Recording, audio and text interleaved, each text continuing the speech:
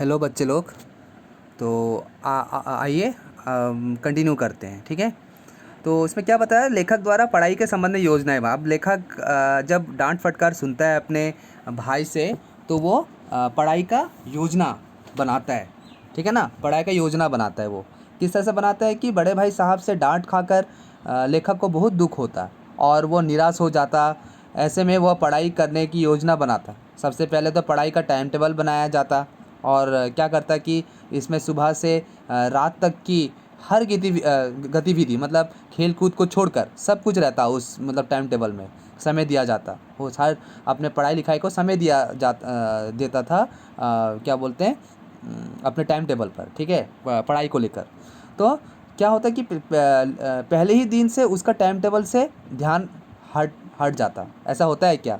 अगर हम लोग भी अगर ठान ले कि हमें पढ़ना है तो हमारा मन कैसा भी हो मचलेगा ही नहीं। मैं तो इस समय में खेलने जाता था, मैं इस समय में ये करता था, मैं गेम खेलता था, तो कैसे होगा। तो वैसे छोटा भाई का भी होता था। ठीक है, टाइम टेबल तो उसने बना लिया लेकिन वो उसको फॉलो नहीं कर पाता था। ठीक है ना, जैसे कि पहले ही दिन से उसका टाइम टेबल पहले दिन से उसका टाइम टाइम टेबल से ध्यान छूट जाता और खेलकूद शुरू हो जाता। इसका परिणाम यह होता कि उसे भाई साहब की डांट और नसीहत सुननी पड़ती। ठीक है ना, फिर से उसको सुनना पड़ता, ध्यान हट जाता। ठीक है, जैसे कि इसमें दिया हुआ देखो, मैदान की वह सुखद हरियाली, हवा के हल्के हल्के झोंके। ठीक है, फिर फुटबॉल की वह उछल कूद, कबड्डी के वह दाव घात, वॉलीबॉल की वह तेज़ी और फुर्ती मुझे मुझे अज्ञात और अनिवार्य रूप से खींच ले जाती और वहाँ जाती ही मैं सब कुछ भूल जाता। मतलब वो जो टाइम टेबल बनाता वो सारा कुछ भूल जाता। ठीक है, तो क्या हुआ अब मतलब वार्षिक परीक्षा होता है। ठीक है ना, अब लेखक का परीक्षा फल क्या होता है देखो कि वार्षिक परीक्षाएं हो गई और परीक्षा फल निकला, मतलब रिजल्ट निकला। तो लेखक को यह देखकर आश्चर्य हुआ, मतलब सरप्राइज हो गया कि वो कक्षा में प्रथम आया। ठीक है, छोटा भाई, जबकि जो उसका बड़ा भाई जो है वो फेल हो गया। ठीक है, ऐसे में उसका दिल क्या हुआ कि वो जाकर बड़े भाई साहब से पूछे कि क्या पूछना है। उसका मन कर रहा है कि मैं जाके पूछूं कि तुमने इतना इतना पढ़ लिख कर कौन सा ना तीर मार लिया, देखो मैंने पढ़ाई भी नहीं किया और मैं फर्स्ट आ गया क्लास में। लेकिन उसको ये नहीं पता कि उसका भाई जो कर रहा है वो उसका फ़ायदा के लिए कर रहा है। ठीक है ना, लेकिन लेखक क्या था, छोटा था, इसलिए वो इन इन सब बातों को मन में ही क्या कर लिया, सोचकर ही दबा लिया। चुप रह गया वो कि कैसा भी वो मेरा बड़ा भाई है, मैं उससे ऊंची आवाज़ में बात नहीं कर सकता। ठीक है ना, तो क्या हुआ कि अगले दिन क्या हुआ कि उसने बड़े भाई साहब की डांट की चिंता किए बिना वो खेलने चला गया कि अभी मुझे कौन डांटेगा, मैं तो फर्स्ट आ गया, मुझे तो वो कुछ बोल भी नहीं सकता। ठीक है ना, और उसका वो बिना पूछे अभी बाहर जाना शुरू कर दिया था खेलने के लिए। तो बड़े भाई साहब लेखक की इस निडरता को, मतलब वो जो डर नहीं रहा था, तो बड़े भाई साहब को पता चल गया कि हाँ ये बिल्कुल नहीं डर रहा है मुझसे और ये बिना डरे ही मेरे से बाहर जा रहा है बिना पूछे। तो इसलिए एक दिन क्या हुआ कि उन्होंने लेखक को खरी खोटी सुनाते हुए कहा कि कक्षा में प्रथम आने से वह घमंड, मतलब कक्षा में प्रथम आने से तुम घमंडी बन गए हो। हाँ, उन्होंने क्या किया, रावण का उदाहरण दिया। ठीक है, रावण का उदाहरण देते हुए क्या कहा कि हाँ, उसने रावण का उदाहरण देते हुए कहा कि घमंड करना बुरी आदत है। घमंड व्यक्ति का क्या कर देता है, सर्वनाश कर देता है। ये बात तुम लोगों को भी याद रखना है। घमंड जो है वो व्यक्तियों का सर्वनाश कर देता है और ऐसे बहुत से लोग हैं घमंड करने वाले। ठीक है ना, ऐसे बहुत से लोग हैं घमंड करने वाले, इसलिए घमंड नहीं करना चाहिए हमें ज़िंदगी में। घमंड व्यक्ति का सर्वनाश कर देता है। उन्होंने लेखक को घमंड त्याग त्याग कर क्या करने बोला, तुम पढ़ाई में ध्यान दो। अगर तुम घमंड त्याग करके पढ़ाई में ध्यान दोगे तो तुम जो काम, मतलब जो तुम सोच रहे हो मन में कि मुझे ऐसा करना है, वो तुम ज़रूर पूरा कर पाओगे। उसे यह बात ध्यान रखनी चाहिए कि वह जब जब वह उनकी कक्षा में आएगा तो क्या होगा, दांतों पसीना आ जाएगा।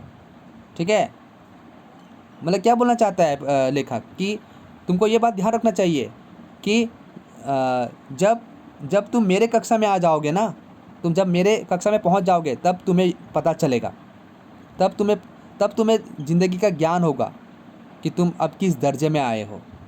तब तुम्हारा पसीना छूटने लगेगा, तुम कितने पानी में हो और कितने दूध में हो, ये तुमको पता चलने लगेगा। ठीक है, क्योंकि इंग्लिस्तान का इतिहास पढ़ना पड़ेगा तुम्हें, जिससे 8 तो हेनरी हुए हैं, दर्जनों जेम्स और दर्जनों की विलियम्स और कोरियो चार्ल्स, इनके नाम और काम याद करते करते चक्कर आने लगते हैं। मतलब वो हिस्ट्री का उदाहरण दे रहा है कि ये सब नाम याद करने से तुम्हें चक्कर आने लगेंगे, तुम्हें नाम वगैरह याद ही नहीं रहेगा। और जब ज्योमेट्री जो है मैथ्स का, गणित का, उससे तो तुम्हें पता चल जाएगा, ठीक है।